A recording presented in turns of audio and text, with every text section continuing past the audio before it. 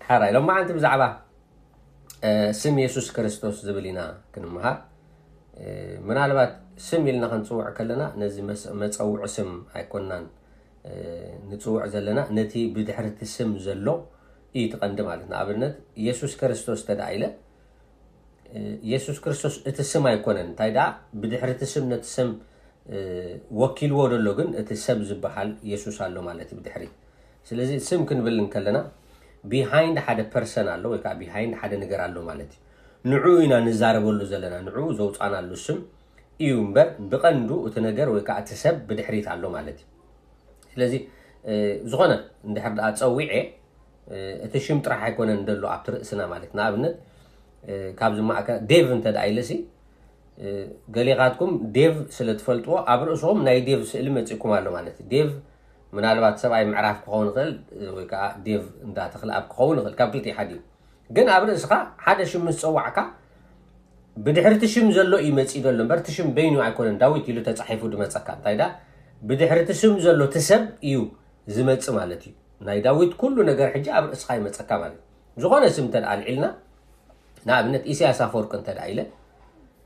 إسياس أفورك تشم طرح يكون حجي دمصكم نعاخاتكم ناي إسياس كل ነገር ابرصكم بحنسا كم مقصبت مصيل له انترفيو اندا غبره ديو اندا خده ديو اندا غبل ديو كوتاس كل زغبره بحنسا ابترصخا فلاش يغبرو كا يمص محيل يمص كندو انفورميشن ابرصخا بحنسا كمصي يخيل مالتي ስለዚህ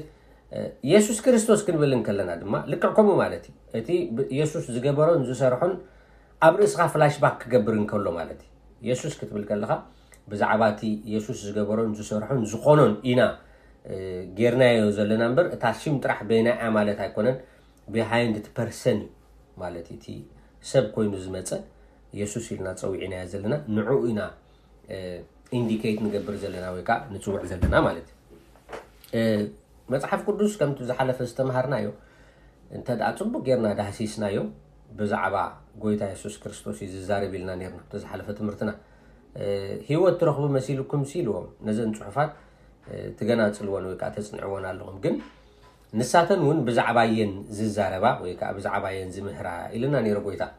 ስለዚ መጽሐፍ ቅዱስ ካብ ኤክሳዕ ዘድ እንተ ዳ አንቢብናዮ ብዛዕባ ጎይታ ኢየሱስ ክርስቶስ ሳብጀክት ናቱ ማለት ሳብጀክቱ ዋላውን ክሊር ገይሩ ገሊጽልና ኣሎ ኣብ ሓድሽ ኪዳን ከነንብብን ከለና ጎይታ ኢየሱስ ክርስቶስ ነታ ጽዋዕ ምስ ሓዛ ነታ ደም ማለት እዩ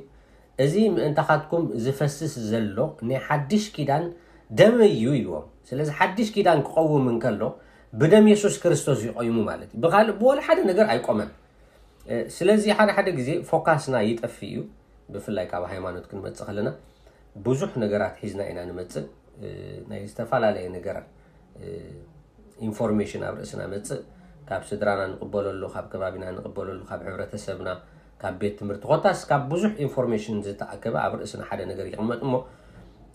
ንሱ ቁኑዕ መሲልና ንኸዶ ብዙሕ መገድታት ኣሎ መጽሓፍ ቅዱስ ግን ዋላ ተኪዳን እቲ ሓድሽ ኪዳን ኢልና ንጽውዕ ዘለና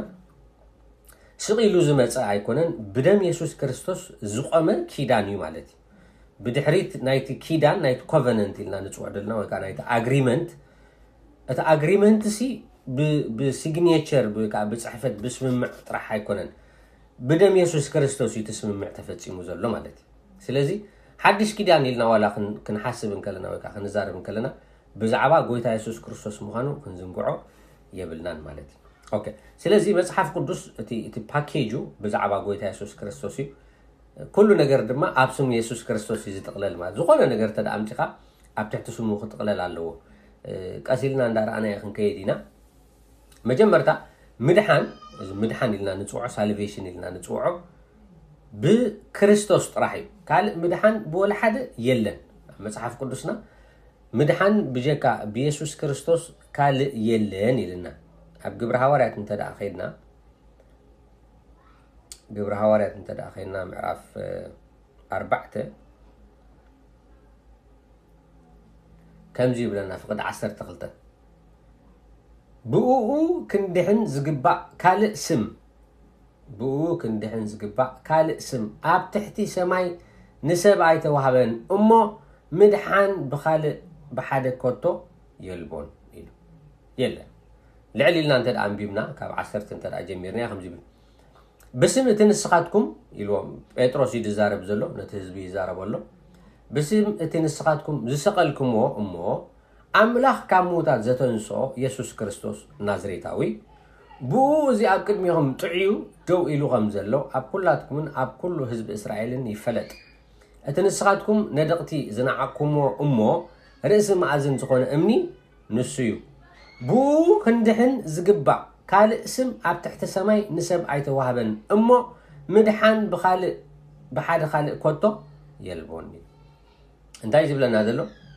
مدحان سي نسب مدحان زبحال كابتي زلو طفات كابتي زلو مكرا كابتي زلو حاتيات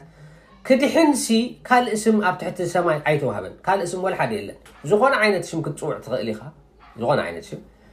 ناي صادقان اسمات كتصوع تخليخا ناي ملاخت اسم كتصوع تخليخا ناي زغون جن بيجي كاسم يسوع كريستوس ابتنت مدري نسب كدحنو زغل يلا كم نمنتاي تدايلن زغونه مسصوعنا نابنت ملاخ نصوع زغونه ملاخ تدا صوعنا ملاخ سلا فيش ويكا سلا داويد سلا زغونه سلا ناتسي سلا سايمون سلا زغونه سب ايموتن زغونه ملاخ سي ايمتن لي ناي واغا يكفل لي ام مدري مصن واغا ونا يكفل لي نعي دما يفسس لي ايتقطقط لي يفقرك ايونا يملن ولا حنتي ايملن مساي ولا حدا ركب يقول انت ملاخ ركب مساي زلو اتي سب كوينو نعاي ريبريزنت خبر النزقاله كما يكون ملكع سب وسيدو ملكع باريا وسيدو امدر زتمالالسه زتقطقطه زموته زتنسه سب كوينو ازي نعاي كوكل النزقل نسو يدما نعاي هيوت كبن النزقل نمنتا ممتيو علامه نعاي لي متي مقطقطيو علامه نعايو محمامو مغنيات نعايو مسقالو ويكا ممواتو مغنيات نعايو متنسؤون نعايو ازي كله زغبرو غويتا يسوع كريستوس نعاي إلو يغير ومبر نرؤسو ايكون نرؤسو ما كان مجمرتو املاخ سلازخونه منم ነገር ዘድልያ አይኮን ግን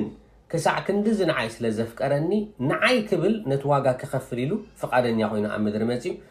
ነትዋጋ ድማ ከፊልለይ አነ ድማ በምኽንያትና ኢየሱስ ክርስቶስ ሞትን ትንሳኤን ህይወት ይረክባለሁ ማለት ስለዚህ ኣብ ትሕቲ ምድሪ ካል ስም ወላ ሓደ የለን نعاي ከድሕነን ዝኽል ሪፕሬዘንት ክገብረን ዝኽል دمو ندفسسل يلن يسوع كريستوس راح يدم افسيسو ملاخ زغون عينت ملاخ تدا تصويعكم مجمرتا ملاختي منافست سلازخونو كم زخماين كما خاتكم نسغا اندمن يبلومن سلازي زفسس دم يبلومن زهرم سغاون يبلومن منافستيو سلازي منم نغرنا عايز خفلو لي واغا يبلومن مالتي صادقان سباتن تمصيخون ون نعايلوم زموت لي يلو نعايلوم تحارد لي ويكا نعايلوم تسقل لي يبلي نرؤسهم يلوم نيرم كونو خوليو يعني املاح صراح سريعم كونو خوليو which is good نعاي وكيلوم جن اتواغا اي كفلو لي نعاي وكيلوم نت نغرتي اي فصمون سلازي نعاي زوكلني نعاي زتزاربني نعاي زبلني جن ازي يسوع دبالي مالتي غويتا يسوع كريستوس جن بيرسونالي نعاي كم زموت لي بجكا بو خا مدحان ام مدر نسب ايتوهبن يلو ممتيو علاماون غويتا يسوع كريستوس تدارينايو نسب حاتياتو كدحن نسب كاب حاتياتو كبجو الي بيربز ناتو ممتيو مالتي اب ماتيوس انت داخينا مجمرتا كمزي بلنا معرف عده ام ماتيوس معرف عده فقد اسران حدن نماريام كنغرا خلو تقال كمزي لوات ملاخ ودخت ولد يايلو ودخت ولد يا نسخان حزبو كاب حاتياتهم كدحنهم ايومو سمو يسوع كتسميو يخا يلو راي وعج مريم يلوم نتملأ كبسرهم كله ودي اخت ولد اتود مستولد دما نحزبي كاب حاتياتهم كدحنهم يو ذاتس واي شمو خا من كتصوعلو يسوع كتسميو يخا اتقبو ويكعت مدحني الكم كا كتسميو يخوم يلو غويتا يسوع كريستوس مصوي عجي يسوع دبل مدحني الكم كتصوعوا يعني منتاي سمون بعند راسو مدحني مالتي بق يسوع مالت مدحني مالتي اتسمون نتسرحو يزملكت مالتي ስለዚህ غويتا يسوع كريستوس نحزبي كاب حاتياتهم كدحنهم زقل انكو ساكريفايس من زخونه نصوح دم حاتيات زي بلو واغا خفل زبقعون غويتا يسوع كريستوس راحي مالتي ስለዚህ مدحن بقال بول حدا يلن مدحن بكريستوس يسوس تراحيو يبلنا له مالتي اوكي يوحنس 10 تدا اخينا خاز حل فرقنا ينيرنا اي ثينك يوحنس 10 جن كمزي يبلنا 10 30 حدا جناخ يلو جناخ يسوس نسو كريستوس ود املاخ مخانو انتي مخانو نسو كريستوس ود املاخ مخانو مئنتي كتامنو امينكم ون بسمو هيوت كترخبو ايو ازي التصحفه ስለዚህ መጽሐፍ ቅዱስ መጽሐፊ እዩ ምክንያት እዚ ጽሑፍ እዚ ተቀቢልና ያደለና እዚ ቅዱስ መጽሐፍ ቅዱስ ቃል አምላኽ ኢልና ተቀቢልና ሒዝናዮ ኣብ ገዛና ቀሚጥና ያዘለና መጽሐፍሲ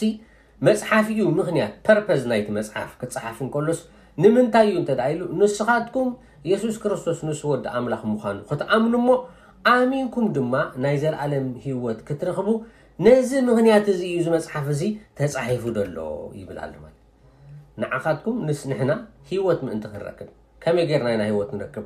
نتي أملاق من انت هنا يلو زوسد يسوع كريستوس نعقون كبرمو بسمو سلز عملنا دما بناتو سرح تسمي الوضع الحجي تكبارن سرحنا يقول يسوع كريستوس مؤمن مع وعلتنا يسوع كريستوس بمؤمن دما نايزل عالم هيوت كترخبوا من انتي ازي تصحيف لكم زلو يلو سلز purpose نايز مصحف يقول انت هنا نحنا بكريستوس يسوع كنا امنمو بو امنا دما نايزل عالم هيوت كنركب اتمستير ازي قال ور حدا مستير زبحال يبلون مالتي قدام قرنطوس انت اخذنا كم زبل حسابات لنا بزح تقص يسدي لكم انتاي بلنا قدام قرنطوس معرف 6 افقد 10 حدا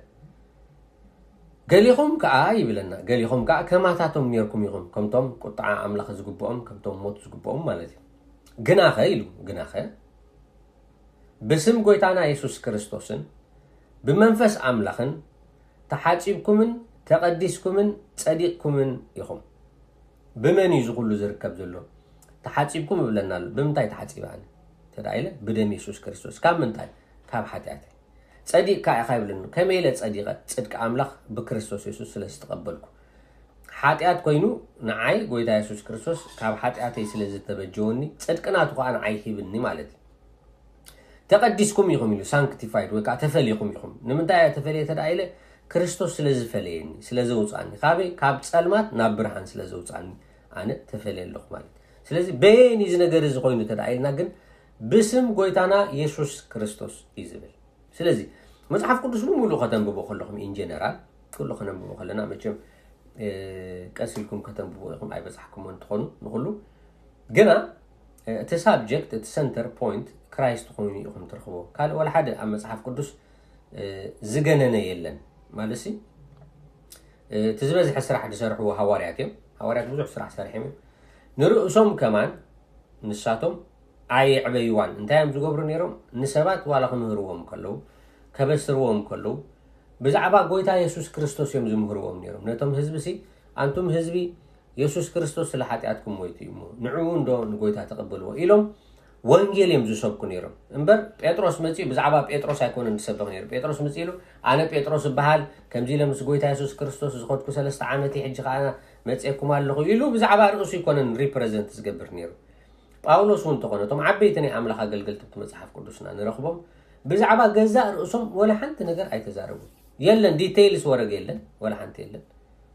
ጥራሕ ብዛዕባ ናይ ኢየሱስ ክርስቶስ ጥራሕም ዘበስሩን ዝምህሩን ዝነግሩን ነይሮም ሚሽናታቶም ድማ ንሱ ይነር ካልእ ሚሽን አይነበሮም ንሳቶም ክጠፍኡ ንሳቶም ክሞቱ ጎይታ ግና ክኸብር ኣብኣታቶም ኢነርቱ ሚሽንን ተዕላማን ስለዚህ መጽሐፍ ቅዱስ ከነንብቦ ከለና ቶም ሃዋርያት ክኸዱ ከለው ብስራት ወንጌል መንግስት አምላኽ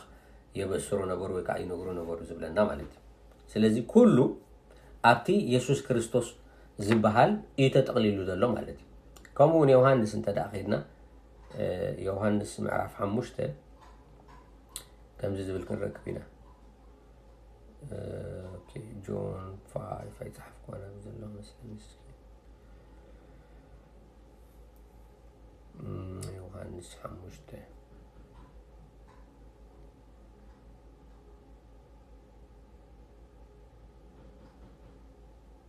ኦኬ حنك دفازي ስለዚህ መድኃን በጀካ ኢየሱስ ክርስቶስ ካለ የለን ኢልና ለና مدحن بكريستوس راح يزركب مدحن بخالق بحد صادق سب بملأخ بقال ون انتخونه مدحن يلن مالتي ويل سيت قال غزي خالق كنرينا كن بمدحن زبحال سابجكت مسمصانا بخالق مدحن يلن بكريستوس يسوس راح يزركب مالتي اوكي قال سلطان كله نيسوس كريستوس توهايبي كل سلطان زبحال أملاك نقولتنا يسوع كريستوس هيبوي بكا قولتا يسوع كريستوس كل سلطان تركيبوي سلس سلطان زبلة أبلع علي أب تحت مدرسة له كل سلطان نقولتا يسوع كريستوس يزجزع نقولتا يسوع كريستوس يزئزز هذا معلتي نداخل دخلوا توم هوارع قولتا يسوع كريستوس دكيسو مصدق أسا معبل متينة مركب عشان جيروه حرا ورا تايلومو أنت قويتا خنطف سي قدنا يبل كانديو مسولو تسيو يبلنا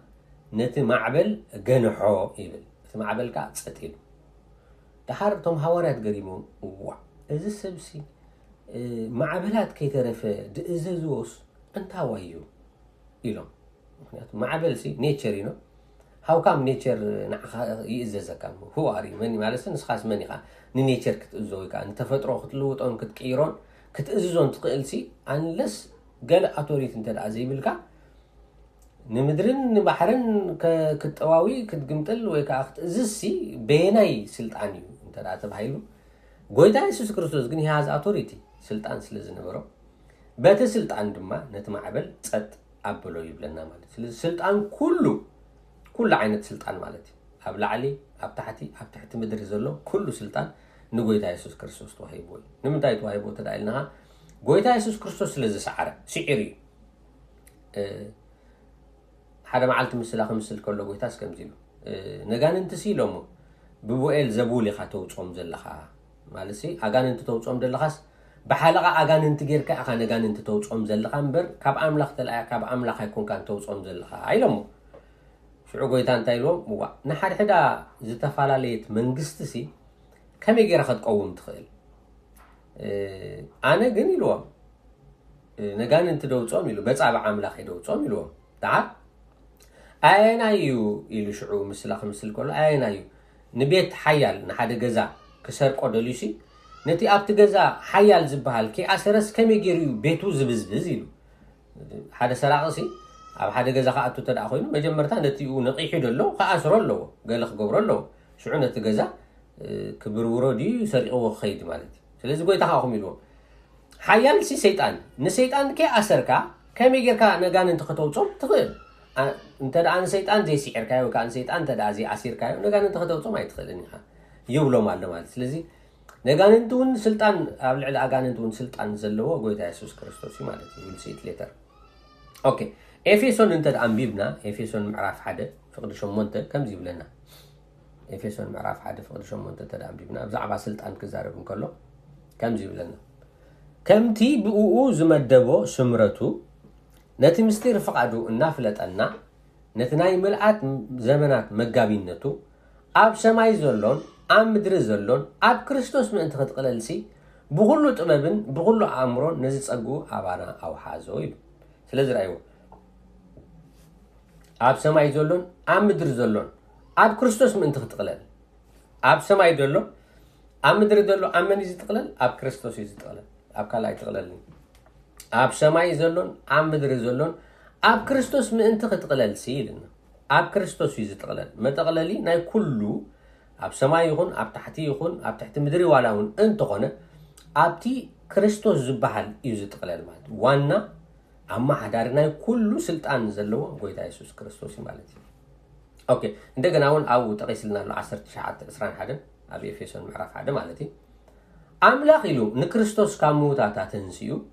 أبي مانو أب سمايات مسع قمتو تاجيرو أملاك حجي نقويتا يسوع كريستوس كاموتاتا تنسيو أبي قميتو قبلنا له أبي مانو أملاك مالت حجي سلط يمان أملاك كل جزين تدعيلنا مصحف قدوس نسلطاني تزارب ويكا نسلطاني زوكل زلمبر إذا يماني إيد مالت هيكون نسلطاني تزارب زلم أبي مانو أب سمايات مساقمتو أب تأتمت ونمبر أب زعلم زي أتراي زي كونه أب لعلي غلو رأي وحجي أب لعلي غلو ሽመትን ስልጣንን ሓይልን ጎይትነትን ኣርባዕተ ኣብ ልዕሊ ኩሉ ሽመት ስልጣን ሓይሊ ጎይትነት ዝስመ ዘበለ ስም ምስ ኣርኣሶ ነቲ ሕልፊ ዘለዎ ዓቢ ሓይሊ ኣባና እንኣምን ዘለና ከም ስልጣን ሓይሉ ኣብ ክርስቶስ ዝገበሮ ግብሪ ንስኻትኩም እንታይ ምዃኑ ክትፈልጥዎ እጽልየልኩም ኣለኹ ኢሉ እጂ ጳውሎስ ዝጽል ዘሎ እንታይ ምዃኑ እቲ ስልጣን ክትፈልጥዎ እጽልየልኩም ኣለኹ ጎይታ ኢየሱስ ክርስቶስ ዝተቀበሎ ስልጣን ሽመት ሓይሊ ጎይትነት ኣብቲ ስም ተጠቕሊሉ ዘሎ እንታይ ምዃኑ ክትፈልጥዎ ሲ እጽልየልኩም ኣለኹ እንተዳ ፈሊጥኩም ክትጥቀሙሉ ክጅምሩ ኢኹም ማለት እንዲ ስለዚ ኩሉ ግን ኣብ ክርስቶስ ከም ዘሎ ግን ነጊርና ኣሎ ኣብ ልዕሊ ኩሉ ኢሉ ሽመት ስልጣን ሓይሊ ጎይትነት ዝስመ ዘበለ ስም ኣብ ልዕሊ ኩሉ እቲ ስም ኢየሱስ ክርስቶስ ኣብ ልዕሊ ዞም ኩላቶም እንታይ ዝገብር ኢሉ እዩ ዝገዝእ ስልጣን ከ ኣለዎ ኣብ ልዕሊ ኩሉ ሕጂ እንታይ ኢሉ ሽዑ ጳውሎስ እዚ ነገር እዚ ክትፈልጥዎ ግን ንስኻትኩም ንዓኻትኩም እዚ ነገር እዚ ክግለጸልኩም ግና እጽልየልኩም ኣለሁ ጎይታ ኢየሱስ ክርስቶስ ሒዝዎ ደሎ ስልጣን ጎይትነት ኩሉ ክርድአኩም ሲ እጽልየልኩም ኣለሁ ይዝብል ዘሎ ማለት ስለዚ ኩሉ ስልጣን ኩሉ ብርኪ ንስም ጎይታና ኢየሱስ ክርስቶስ ብግዲ ይዝምብርከኽ ኣብ ፊልጵ ከምኡ ኢልና ኣሎ ፊልጵ እንተደኣ ኸይድና ምዕራፍ 2 9:11 ስለዚ ከዓ ኢሉ ኣብ ሰማያትን ኣብ ምድርን ኣብ ትሕቲ ምድርን ዘሎ ኩሉ ብርኪ ኩሉ እንታይ ብርኪ ብስም ኢየሱስ ምእንቲ ክንብርከኽ ሕጂ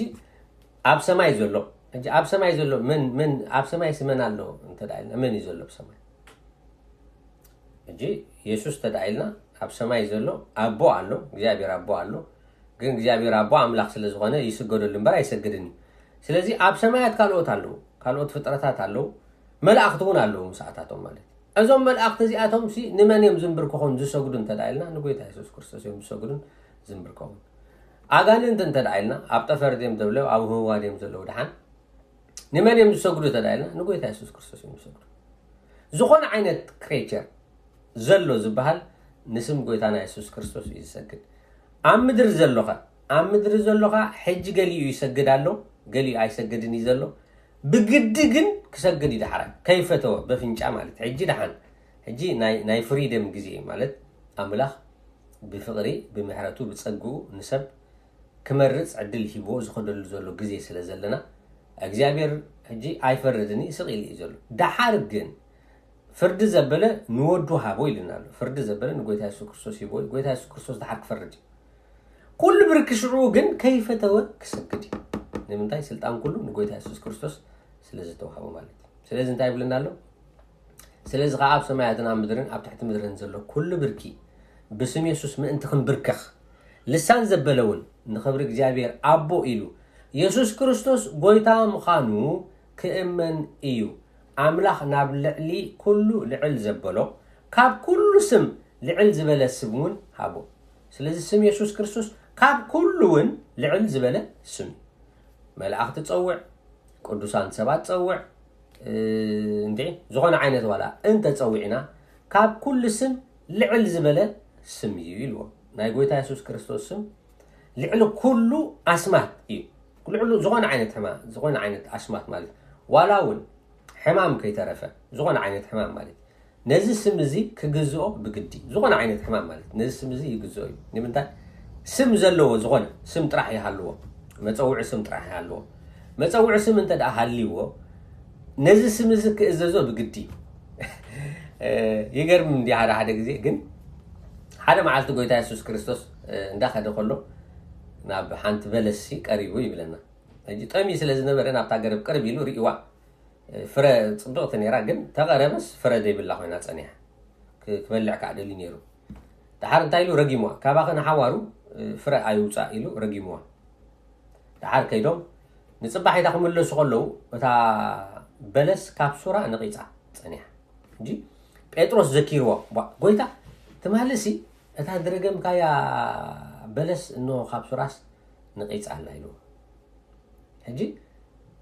በለስ ደኣ እዝኒ ኣለዎ ድዩ ከመይ ኢሉ ደኣ ሰሚዑ ደኣ ማለሲ ሃውካም ሰሚዑ ሪኣክሽን ገይሩ በለሲ ከይሰምዐ መቸም ሪኣክሽን ክገብር ኣይክእልን እንተዝብንቁሳ ነይሩ ምናልባት ብተግባር ወሲኽላ ምበልና ነርና ጎይታ ግን ነታ ገረብ ነታ በለስ ተዛሪብዋ ጥራሕ رجيموا كابغن حوارو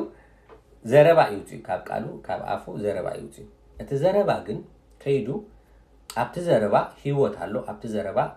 ስራሕ አለው اتزربا ንገዛ ራሱ ህይወት አለው ማለት ابت زربا حجي كيدو نتاغرب كاب سورا كم تحرر غيروا واي تدايلنا كام مجمرتاون فطرت كفطرن كلو املاح بعفو እንዳን ተዛረበ እዩ ነገራት ፈጥይርዋ በቃ ሰማይ ይሁን ይሉ ሰማይ ኮይኑ ማይ ይሁን ይሉ ማይ ይሁን ይሉ ዓሳታት ይውጽ ይሉ ዓሳታት ወጽም አግራብ ይውጻ ይሉ አግራብ ወጽም ኩሉ በቃል አፉ ይተፈጥይሩ አምላኽ ንኩሉ ዝፈጠሮ በቃል አፉ መጽሐፍ ቅዱስ ከዛረበና ሁሉ አብ ዮሐንስ ኩሉ ይሉ ኩሉ ብኡኡ ኮነ ይሉ ኩሉ ካብቱ ዝኾነ ብዘይ ብኡ ዝኾነ ወላ ሓደ እኳ የለን ይሉ ዮሐንስ ምዕራፍ 1 ምኺዱ ዛስዋ ዮሐንስ ኩሉ ጊዜ አንብዋ ድብለኩም ማለት ቃል በመጀመርታ ነበረ እቲ ቃል ድማ አብ አምላኽ ነበረ እቲ ቃልውን አምላኽ ነበረ እዚ በመጀመርታ አብ አምላኽ ነበረ ረይውዕጂ ብኡ ኩሉ ኮነ ብኡ እንታይ ኮነ ኩሉ ኮነ ካብቱ ዝኾነ ዘበለ ድማ ብዘይ ብኡ ዝኾነ የልቦር ኩሉ በመን ኮይኑ በክርስቶስ ይኾይኑ ካብቱ ዝኾነ ዘበለኻ ብዘይ ብኡ ዝኾነ ወላ ሓደ ነገር የለን ስለዚህ he is the source ማለት ክራይስት ማለት he is the source ምንጪ ማለት ምንጪ ናይ ኩሉ ፍጥረቱን ጎይታ ኢየሱስ ክርስቶስ ማለት ስለዚህ ኩሉ ብርኪ ክንብርከ ኩሉ ንስም ኢየሱስ ክርስቶስ ክሰግድ ስም ዘለዎ ዘበለን ጎይታ ኢየሱስ ክርስቶስ ፍግም ክብል ብግዲ እዩ ንምንታይ ስልጣን ኩሉ ንጎይታ ኢየሱስ ክርስቶስ ስለዚህ ተውሃብ ናይ ጎይታ ኢየሱስ ክርስቶስ ሆይ አብ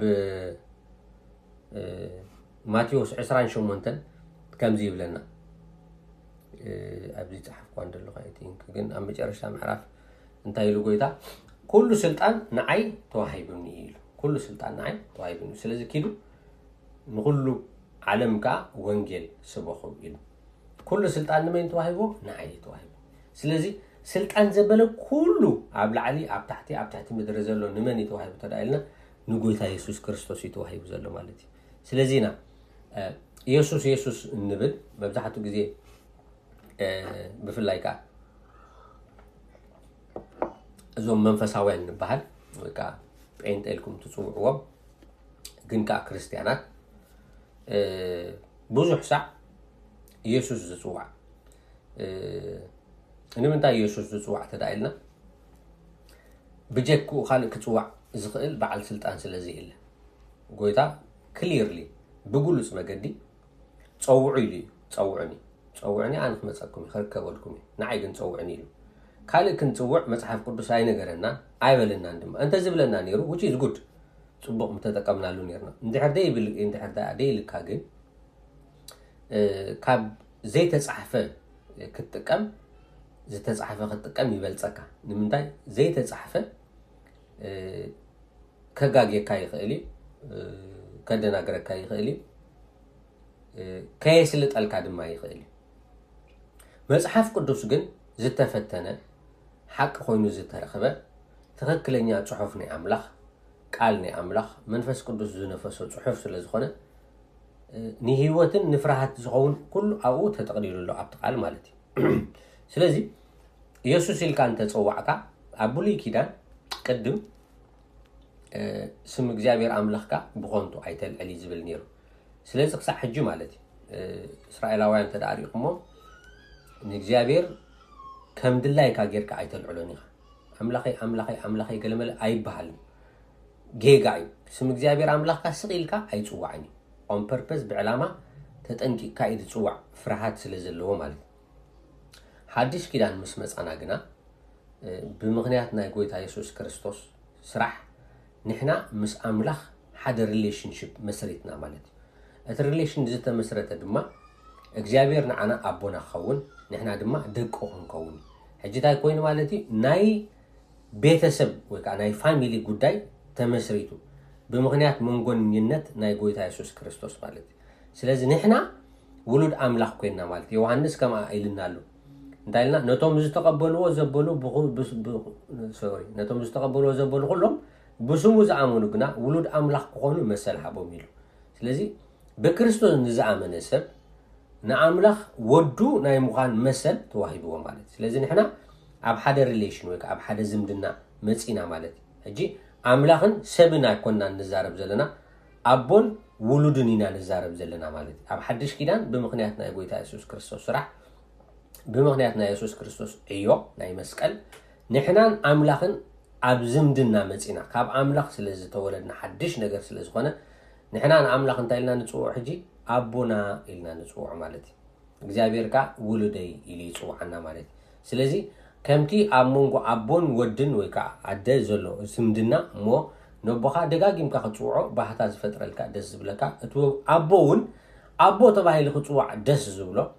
ልክዕ ከምኡ ኣብ መንጎናን ኣብ መንጎ ኣምላኽን ሓደ ሪሌሽንሽፕ ተፈጢሩ ወይ ሓደ ዝምድና ተፈጢሩ ማለት እዩ ስለዚ ከምቲ ናይ ብሉይ ኪዳን ዘይኮነ ብፍርሓት ናብ ኣምላኽ ንቐርብን ንኣምላኽና ንፅውዕን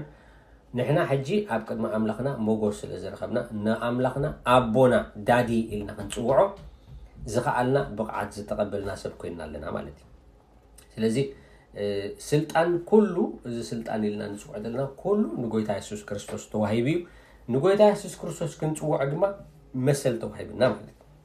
ከም ድላይና ንፅውዐሉ ዘለና ምክንያት ጎይታ ኢየሱስ ክርስቶስ ፀውዕኒ ኣነ ሓውኹም እየ ስለ ዝበለና ኢና ንፅውዖ ዘለና ማለት እዩ ዊል ሲ ኢት ሌተር ሓራ ካልእ ተኣምራት ዝኸውን ፈውሲ ዝኸውን ኣጋንንቲ እውን ዝወፁ ብስም ጎይታና ኢየሱስ ክርስቶስ እዩ ዝኾነ ዓይነት ተኣምራት ኣብ መፅሓፍ ቅዱስ እንተደኣ ኣንቢብኩም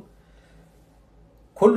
ተኣምራት ዝተገብረ ብፍላይ ኣብ ግብሪ ሃዋርያት ከነንብብ ከለና ዝበዝሐ ተኣምራት ኣብ ግብሪ ሃዋርያት ኢና ንንብብ ኣብተን 4 ወንጌላት ብዙሕ ጎይታ ኢየሱስ ክርስቶስ ዝሰርሖ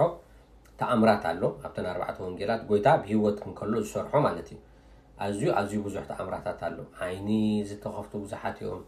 እዝኖም ዝተኸፍተ ኣጋሮም ልሙሳት ዝተንስኡ ምዉታቱን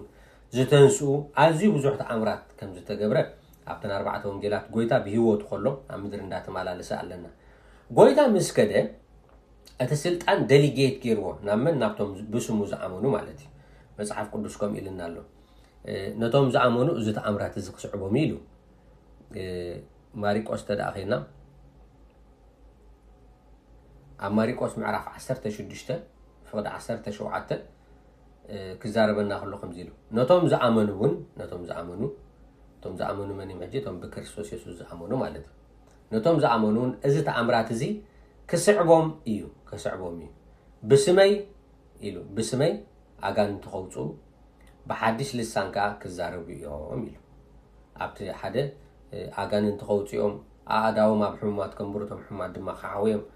ዝቐትል እኳ እንተሰተዩ ወይ ከዓ መርዚ እኳ እንተሰተዩ ከቶ ኣይክጎድኦምን ኢሉ ኣሎ ቃል ፅሑፉ ስለዚ ኩሉ ተኣምራት ዝግበር ወይ ከዓ ሕማም ዝፍወስ ኣጋንንቲ እውን ዝወፁ ብሽም ጎይታ ኢየሱስ ክርስቶስ ጥራሕ እዩ ብካልእ ወላ ሓደ ክወፅእ ኣይክእልኒ ሰብ ድማ ክሓዋ ኣይክእልኒ ዋይ እንተዳ ኢልና ከምቲ ዓንተ ወይ ንዛረቡ ዝነበርና ኣብ ልዕሊ ኩሉ ስም ዘበለ ስልጣን ዘለዎ እዚ ስም ጎይታና ኢየሱስ ክርስቶስ እዩ ማለት እዩ ነጋንንቲ let's say ኣጋንንቲ ኢልና ክንፅውዕ ከለና ድሓን ዋላ ሰይጣን ኢልና ንፅውዓዮ ሰይጣን መልኣኺ ነይሩ መጽሓፍ ቅዱስ ከም ኢልና ኣሎ መልኣኺ ነይሩ ድሓር ግን ንኣምላኽ ክመስል ምስ ኣምላኽ ክወዳደር ንኣምላኽ ከም ንኣምላኽ ነገር ክኸውን ምስ ደለየ እግዚኣብሔር ንመልኣኽ ዝነበረ ኣብቲ ቀረባ ኣምላኽ ኮይኑ ዘገልግል ዝነበረ ንሱ ከዓ ሰይጣን እግዚኣብሔር ሰንዲዎ ማለት እዩ ኣውፅዎ ጉሒፍዎ ስለዚ ሰይጣን ዘሴም እታ ዝደልያ ዝነበረ ዝና ከም ኣምላኽ ምዃን ስለዘይረኸባ ኣብ ምድሪ ንኣዳም ልክዕ ከማ ገይርዎ ማለት እንታይ ኢልዎ ንኣዳም ከስሕቶ ከሎ ካብዛ ገረብ እዚኣ እንድሕር በሊዕካሲ ኣይትሞትን ኢኻ ግን ከም ኣምላኽ ክትከውን ኢኻ ኢልዎ ሕጂ እዚ ዲዛየር እዚ ሰይጣን ኣብ ልቡ ዝነበሮ ዲዛየር ከም ኣምላኽ ክኸውን እዩ ዝደሊ ነይሩ ሰይጣን ምስ ደለየ ድማ እግዚኣብሔር ውሽጡ ክፋእ ከም ዘለዎ ምስራይ ኣምላኽ ካብቶም መላእኽቲ ሰንዲዎ ማለት እዩ ሕጂ ሰይጣን ነቲ ባህጉ እቲ ድሌቱ ክሰምረሉ ኣይከኣለን ስለዚ ነዚ ሰብ ዝበሃል ድማ the same ናቱ ዲዛየር እቲ ድሌት ናቱ ኣብቲ ሰብ ኣምፅኦ ማለት እንታይ ኢልዎ ንሰብ ከም ኣምላኽ ክትከውን ኢኻ ካብዚኣ እንተበሊዕካሲ ሕማቕን ፅቡቕን ክትፈልጥ ኢኻ ከም ኣምላኽ ከዓ ክትከውን ኢኻ ዝብል ኢንፎርሜሽን ሂብዎ ንሰብ ማለት እዩ ሰብ ድማ ብምክንያት ናይ ሰይጣን ሓሳብ ምስማዕ ድማ ሓጢኣት ገይሩ ወዲቑ ማለት እዩ ዘሴም ከም ሰይጣን ውድቀት ኣጋጢሞ ጎይታ ኢየሱስ ክርስቶስ ክመፅእ ከሎ ሕጂ ንመልኣኽቲ ከድሕን ኢሉ ኣይመፀን ንሰብ ከድሕን ኢሉ ይመፅእ نملأختي عدل يحبون opportunity يحبون نايمد حن عدل أحبون من أملاخ نايمد حن عدل ذهبه زافك أرى نسب زباله سيطان كم قدم سيطان يزلو سيطان حجي ملأخ فولن يجن زود غل ملأخ حجي كل تعينت ملأخت له توم حدا ملأختي نأملاخ زقل كله بعد ميكائيل جبريل تغسلنا له مصحف قدس كالوتون أركي إنجيل زباله وزحت ملأخت له كوربيل زباله له أبطأ زفان أملاخ وينهم زقل كله شدشته من جب زلهم ملأخت له وزحت عينت ملأخت قطع مصحف قدسنا زي تقصم ملأختي اللي تراح زوعم علو بعمقتين فلطن مصحف قدس سايت زاربنا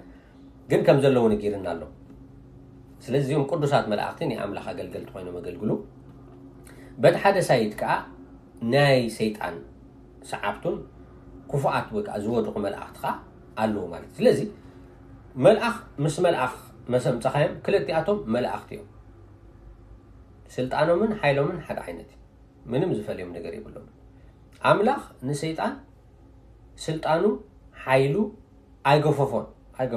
أي وصلوا له تزوج دلوا نيرو سيطان حيل ده يقول لهم خانة منهم كسرحون أي مخالة نيرو مالت سلطان الله حيل الله باور الله سجى حجم مالت سلطانه تحيلو جزابير أي وصلوا له وانا تجزابير أي عمل صني عمات سلا زي كنا ببهاريو عب سيطان دما أزين جرزي أير أيون أملاخ بكا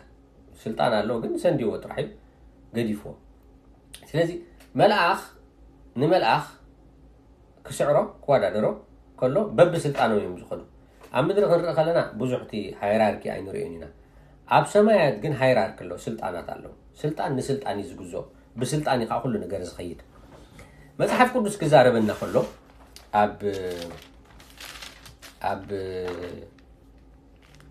أب يهودا أنت أخيدنا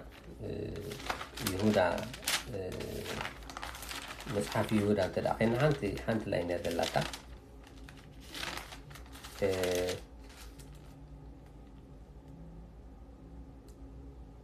اوكي اب يهودا قدم رأي يوحنس دلا مالت مصحف كم زيبل اب حنت معرف يا دلاتا كف رجوم من تجمرنا تدارينا مسناي زقا ازياتهم كم وغيرهم بحلمهم نسقوم يركسوا نغويتنت يقاللو نمعرغات كبريون يصرفوا الله مسبله تشعته ميكائيل يلو ميكائيل مني ميكائيل كليصوا له شو ميكائيل اتي ليك ملائختي ليك ملائختي لنا ميكائيل نصوعه ليك ملائخت ስለዝኾነ ነለታዋ ድማ ጽሒፍዋ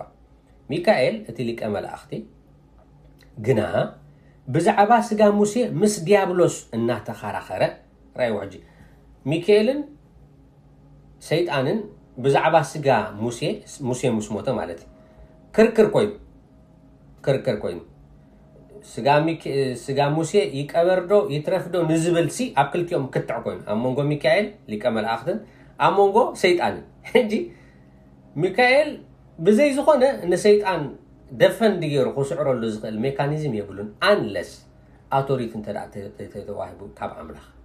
ስለዚ ክልቲኣቶም መላእኽት እዮም መላእኽ ንመላእኽና the same power authority ክህልዎም ስለ ዝኽእል ክበኣሱ ዋላ ከምዚ ጽውዓት ኣይኮኑን ንክበኣሱ ዋላ መንፈሳዊ ነገር ስለዚ እንታይ ገይሩ መስለኩም ከምዚ ይብለና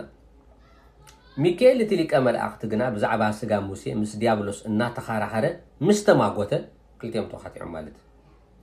እግዚአብሔር ይግናሕካ ደዓ ብሎ እምበር ፍርዲ ጸርፊ ክዛረቦ ኣይደፈረን ንመን ንሰይጣን ሲ እግዚአብሔር ይግናሕካ ኢልዎ ሚካኤል ደይቆትሎ ሴፉ ገይሩ መዚዙ ደይ ሓርዶ ወይ ገለ ደይ ገብሮ ተዳይልና ወይልኮም ኣይኮነ መንፈሳዊ ዓለም ሲ ኮም ሴፍካ ገይርካ ከም ድላይካ ትገብር ኣይኮነ ስራሕ ኣለዎም መላእኽቲ ማለት ልኡኻት ናይ ኣምላኽ እዮም ተላኢኹም ስለ ዘለው ድማ ስርሖም መልኣኺ ዝተባሃልዎ ምፍጻም ኪኒኡ ኣይኮዱንም ኣይሓልፉን እዮም ከዓ ማለት ስለዚ መላእኽቲ ጸዊዕካ ኣጋንንት ከተውጾም ኣይትኽእልኒ ኻ ንምንታይ መላእኽቲ እዮም ክልቲኣቶም ሚካኤል መጺ ንሰይጣን ንዓውጻእ ተዳ ኢልዎስ በናይ ስልጣን ኢኻ ተውጻእኒ ዘለኻ who gave you the authority ሰይጣን መላእኽ ሚካኤል እኮ ንሰይጣን ኣይሰዓሮን ሰይጣን ንሰይጣን ዝሰዓሮ እንኮ ጎይታ ኢየሱስ ክርስቶስ ጥራይ praise god ንሰይጣን ዝሰዓሮ ዘሕፈሮ በቃ ጎይታ ኢየሱስ ክርስቶስ ኣብ ቆለሴ ኮሚልና ኣሎ which is ደስ ትብለካ ጥቕስላ ሰይጣን ሓደ ጥራሕ ይስዒሮ ጎይታ ኢየሱስ ክርስቶስ ጥራሕ ይስዒሮ ስለዚ እዩ ሰይጣን ንጎይታ ኢየሱስ ክርስቶስ ሳሚት ዝገብር እሺ ይብል ማለት ንምንታይ ተሳዒር ስለዝኾነ ጎይታ ሲዒር ወይ እንድሕር ሓደ ንኣብነት ሓንቲ ሃገር ተዳ ሲዒራታ እታ ሃገር ትሰዓረት ነታ ሃገር ክትእዛዝ ትጅምር ንምንታይ ሲዒራታ ስለዝኾነት ብሓይሊ ስለዚ እታ ሃገር ኣብ ትሕትታ ዝሰዓረታ ግዝኣት ንኣብነት መንግስቲ ጥልያን ንኤርትራ ምስ ወረራ ኤርትራ ኣብ ትሕቲ ግዝኣት ናይ መን ኮይና ማለት እዩ ኣብ ትሕቲ ግዝኣት ናይ ጥልያን ኮይና ማለት እዩ መንግስቲ ጥልያን ድላይ ይእዝዝ ይገብርካ ደሰይም ጎይታ ኢየሱስ ክርስቶስ ስለዝሰዓረ ንሰይጣን ስለዝሰዓሮ እዩ ሰይጣን ካብ ሰባት ክወፅእ ዝኽእል ሕጂ ኣዘርዋይስ ኣይወፅን ተቓሊስካ ዋላ ተባኢስካ ከተውፅእ ይትኽእልን ኢኻ ኣብ ቆሎሴ ተደኣ ኸይድና ኣብ ቆሎሴ እንተደኣ ኸይድና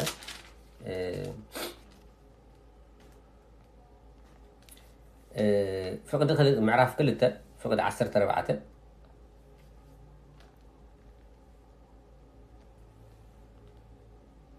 ነቲ ብሕጋጋት ዝቃወመናን ዝበኣሰናን ዝነበረ ብኢድ እተጻሕፈት ጽሕፈት ዕዳ ደምሲሱ ንዑ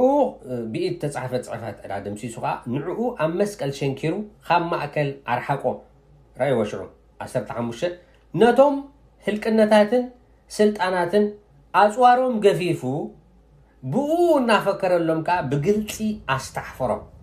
ጎይታ ኢየሱስ ክርስቶስ ኣብ መስቀል ቀራንዮ ነቶም ስልጣናትን ጎይትነትን ዝበሃሉ ኣጋንንት እናርኣይዎም ከለዉ ማለት እዩ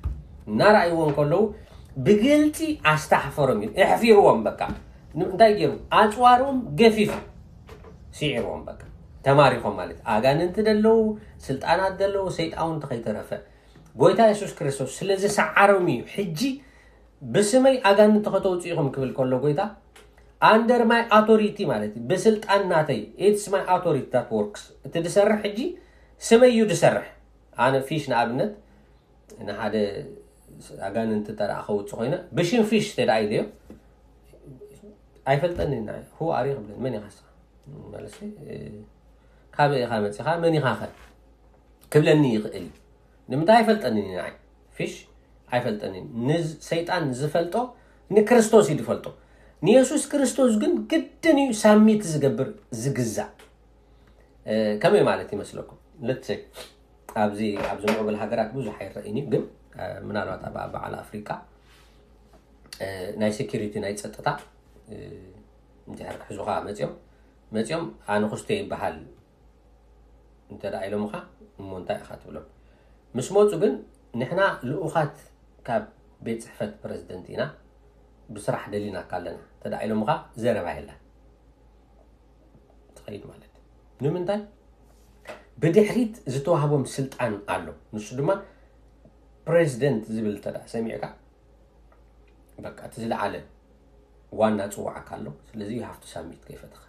تزي كوين زخفه قصحت كمصكا يخيلي مالت سلازي نايتهم سبات سما يكونن حجي تسرح دلو behind authority تقبيلو مودلو يكا سلطان تقبيلو مودلو إذا سرح زلو زعي زلو مالتي سلطان كي نقولتا يسوع كريستوس كي تقبل كي أجان أنت خطوة صعيد خلينا مجمرتان نقولتا يسوع كريستوس كتقبل لك قولتا أباخا كعرف على لوخ سمر على لوخ مسعى نسخنا قولتا مخانكا يحفتها بالسيل ويكام حتى منفس قدس كله كله دين أتوري تغير الوكا يخيل مالتي حاجة معلتي أبجبرها ورا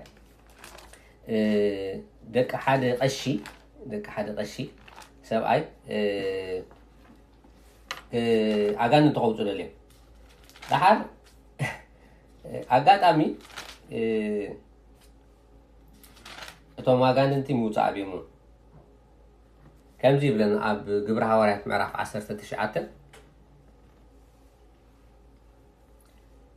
فقد 10 سلسته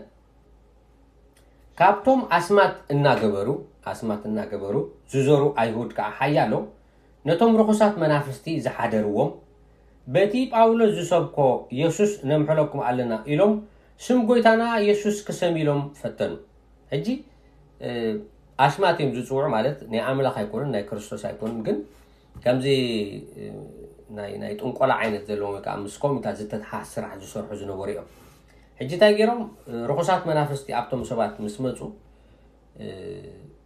بقى باولوس كوتو سلازر أيو أغاننتي صويعم مالت انت لم صويعم نحنا دما بشم يسوع كريستوس نعوتو الى نتما غاننتي سم يسوع كريستوس صويعم لهم مالت ድሕሪኡ እቶም እዚ ዝገበሩ ሸውዓተ ደቂ ሓደ ኣስቄዋ ዝበሃል ኣይሁዳዊ ሊቀ ካህናት እዮም ሕጂ ደቂ መን እዮም ደቂ ሓደ ሊቀ ካህናት ኣይሁዳዊ ሊቀ ካህን ዝነበረ በቲ ግዜቲ ማለት እዩ ደቁ እዮም ሸውዓተ እዮም ካ ሽዑ ይብለና እቲ ርኩስ መንፈስ ድማ ከምዚ ኢልዎም እቲ ርኩስ መንፈስ እንታይ ኢልዎም መስለኩም እቲ ርኩስ መንፈስ ድማ ንኢየሱስ ፈልጦ ኢልዎም ንኢየሱስ ፈልጦ ንጳውሎስ ኣይስሕቶን ይፈልጦ ዋላ ንጳውሎስ እውን ኣይስሕቶን ንስኻትኩም ከ እንታወት ኢኹም ኢሉ መለሰሎም እቲ ርኩስ መንፈስ ዝሓዘሮ ሰብኣይ ከዓ ጎየዮም ጥራዮም ኮይኖም ቆሲሎም ካብታ ቤት ክሳዕ ዝሃድሙ ንክልተ ኻባታቶም ተባራቲዑ ኣሕመቆም እዚ ነገር እዚ ኣብቶም ኣብ ኤፌሶን ዝነበሩ ኣይሁድን ጽርዓውያን ኩላቶም ተፈልጠ ንኩላቶም እውን ፍርሃት ወድቆም ስም ጎይታና ኢየሱስ ከዓ ተመስገነ ይብለና እንታይ ዝዛረብ ዘሎ ሕጂ ጎይታ ኢየሱስ ክርስቶስ ንዝተቀበለ ሰብ አንተ ወይ ወናም ቢብንያ ነርና ኢና ኪዱ ምስ በለ ጎይታ ብስመይ ኣጋንንት ከተውጽ ኢኹም ኢልዎ ብስመይ ኣጋንንት ከተውጽ ኢኹም ሕማት ከተሕዩ ኢኹም ኢሉ ኣዚዙ ብስመይ ኢሉ ኣዚዙ ኦኬ እዞም ሰባት እዚኣቶም ሕጂ ንጎይታ ኢየሱስ ክርስቶስ ኣይተቀበልዎን ኣይፈልጥዎን እዮም ድማ ግን ነቲ ስም ግን በይን ክትቀምሉ ደልዮም እቲ ስም ሕጂ ኣብቶም ዝኣመንዎ እዩ ዝሰርሕ እምበር ኣብቶም ዘይኣመንዎ እቲ ስም ኣይሰርሕኒ ኣቶሪቲ የብሉን ወይ ከዓ ስልጣን ይብሉን ከም ጀስት ሽም ትጽውዕ ዘለኻ ወላ ሓደ ነገር ይብሉን ተዳ ንጎይታ ኢየሱስ ክርስቶስ ተቀቢልካ ይግን እቲ ስልጣን ንጎይታ ዝተዋሃበ እስኻ በዓል ዴሊጌት በዓል ስልጣን ኮንካ ነቲ ስም ትጥቀመሉ ትኽእል ኢኻ ወይ ከዓ ትጅምር ማለት እዩ መጽሓፍ ቅዱስ ደጋጊሙ ነጊርና ኣሎ ኣብ ብዙሕ ቦታታት ማለት እዩ ብስመይ ኣጋንንት ከተውጽ ኢኹም ኢልና ኣሎ ሕሙማት ድማ ኣዳውኩም ከተንብሩ ንሳቶም ድማ ሓዊኦም ኢሉ ብዝተፈላለየ መልክዕ ነጊርና ኣሎ ማለት እዩ ኣብ ሉቃስ እውን ኣብ ማሪቆስ እውን ከምኡ ኢልና ኣሎ ማለት ብብዙሕ ኩሉ ኩዶ ኣይክእልኒ ኣይጌስ ግን ኣብ ገለገለ እንተዳርኢና ምናልባት እስኪ ግብረ ሐዋርያት 3 ዶ ንሪኣ حرا عم معرف قبر حوارات معرف 3 فقد 6 ጴጥሮስን ዮሐንስን ሓደ መዓልቲ ከምቲ ልማዶም ናብ ቤት መቅደስ ከይዶም ማለት እዩ መስኮድ ሕጂ ኣብቲ ደገ ምጽዋት ኣብቲ ደገ ናይቲ ቤት መቅደስ ማለት እዩ ሓደ ልሙስ እግሩ ደው ኮፊሉ ይልምን ይርኩም ቀደም ሕጂ በዓል ጴጥሮስን ዮሐንስን ክመጹ ምስራዮም ካ ገለ ይህቡን ደው ይኾን ኢሉ ቆሊሕ ኢሉ ማለት እዩ ሽዑ ጴጥሮስን ዮሐንስን እንታይ ኢሎሞ ወርቅን ብሩርን የብልናን ኢሎም የብልናን ሶሪ ወርቅን ብሩርን የብልናን ግና ትዘለና ንህበካ ኢሎም ብስም ጎይታና ኢየሱስ ክርስቶስ ተንስእ ኢሎም ጴጥሮስ ከይዱ ሽዑ ኣተንሶ ይብልና እቲ ሰብኣይካ ስር ኢሉ ተሰራሰረ ብኡውን ከደ ይብለና ጴጥሮስ ካ ወርቅን ብሩርን የብለይ እቲ ዘለኒ ግና እህበካ ኢልዎ ብስም ኢየሱስ ክርስቶስ ናዝሬታዊ ተንስእ እሞ ኪድ በሎ በማነቲ ኢዱ ይሒዙኻ ኣተንሶ ብኡውን ኣጋሩን ዓንካሪቱን ጸንዐ ስር ኢሉ ከዓ ዶበለ ተዛወረውን እናተዛወረን እናተሳራሰረን ንኣምላኽና መዝገነን ከዓ ምሳታቶም ናብ ቤት መቅደስ ኣተወ ሕጂ ጴጥሮስ ታይሎ ወርቂ የብልናን በቃ ሶሪ ብሩን የብልናን ክንበካ ይንኽእልኒና ምክንያቱ ስለዚ ይብልና ዘለና ግን ሓደ ነገር ኣሎ ካብ ወርቂ ካብ ብሩር ዝዓቢ ክሽረፍ ዝኽእል በብዝደለኸ ክኸውነልካ ዝኽእል ግን ኣለና በቃ ዋጋ ዝኸፈልናሉ ምስኡ ዝሰዓብና ምስኡ ዝነበርና ህይወት ዝሃበና ግን ክርስቶስ ዝበሃል ግን ኣለና ኢሎም ወርቂ የለን ብሩር የለን ግን ዘለን ግን አለን ይልዎ በቃ በትብዓት ጴጥሮስ ክዛረብ እንከሎ በቃ ደፊሩ አለና ግን ይልዎ አለና ዝሕብነና ግን አለና ህይወት ዝህብ ግን አለና ሕማት ዘተንስ ሕማት ዝሕው ግን አለና ንሱኻ ጎይታ ኢየሱስ ክርስቶስ ስለዚህ በስም ጎይታ ኢየሱስ ክርስቶስ ተንስ ኢሎሞ ተንስ ይብለና ስር ኢሉ ተዛወረ ይብለና ነዚህ ፈውስ ዘምጾምን ይተዳይልና ኣብቲ ስም ከም ተዓንቶ ይብሎ ዝነበርና ሕማም ይኹን ድነሳ ይኹን ኣጋንንት ይኹኑ ነዚህ ስም እዚ ክግዝእዎ ሕራይ ክብልዎ ክእዘዝዎ ግዴታ እዩ ማለት እዩ እዚ ስም እዚ ኣብዚ ተጸውዖ ብድሕሪኡ ጎይታ ኢየሱስ ክርስቶስ እቲ ፐርሰን ስለ ዘሎ ንሱ እዩ ዝሰርሖን ንሱ እዩ ዝገብሮን ማለት እዩ ካልእ ዝገብሮ የለን I think ሰዓትና ኣኺላ ይመስለኒ